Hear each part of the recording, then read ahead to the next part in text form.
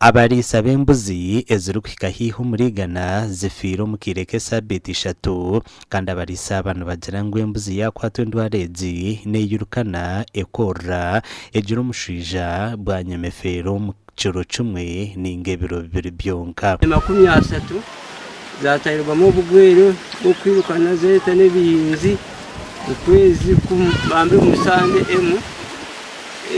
na Maria Mara pembe embuzi 15 no amuno ubwana bitu embuzi obukuba bugikwasire nubusogita mu kiro kimwe oba bibiri nefuira obukuba utagirukirire obukuba ni bukwata embuzi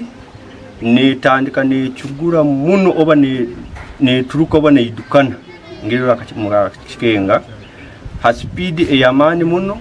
nehiziramu amaiso nehiziramu enkoro eyamani muno hati ekikugiramu aho nehwamani negwa abarisa bamwe nibagira ngo embuzi bakaba bazuguzira mu sente za parish development model entebekanise ya government eyo kwiha abantu mu bworo hatanabasha ba government kubahwera erwaniso burwirobo mpulire kwera likiro kwingi timanyire sente ezo zo ninkimanya nti obwire bona sente zirizo kusasurwa kugarayo mu government tinkumanya sente satunyo ndazihanka embuzi zimbeire nguzire zimfireho zimpoyireho embuzi ezo nkokuzakwasirwe zikwasirwa aho iruhu katugambo mwezi gwa musanyo kubona kukwasira embuzi ezo ni karibaniza twarenga kujanja abatwajya mbasa twagweta muswija ezimu zikabanza no kutoroga nuko zitizizi twagweta muswija abasabeja batujanja biraha bamu nabamu twabaleta batujanja bira twabasasura sente zamalire nitandika kuturuka nirete bimira muno no yeganya no gikwata nyinda Laban Turiyatunga umubaji w'embuzo mu trading center ya Bufundi omugombore ya Nyakarongo nagira ngo ababaji b'embuzi nabo bwa hati business yabo tikikora kurunji aha kuba abantu bamwe nabatina kugura inyama ahabwe ndwarezi kandi na nebeyi na yicendire kuruga ni butandika n'amateko rubata kuruga ni butandika nakabeyi kakasaraho kuruga ni butandika cyagura numbantu tukusanga embuzi sisike ntugireka abantu bacyali ya nyama abo cyanga ezo mbuzi ezo kurya kandi zigwiro burwo batakumanya amazina gawo burwire barabweta burwire ki tukamanyire barabweta amazina ki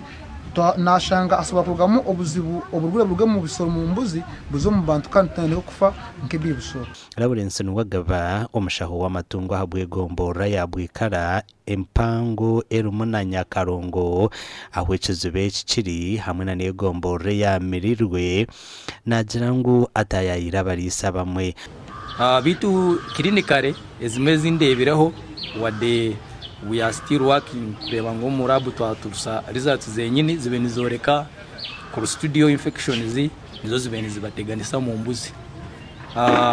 then hati turumuntu tutekaho buryo kureba ngo eze zazitaka kwasigwe twakora ki twazi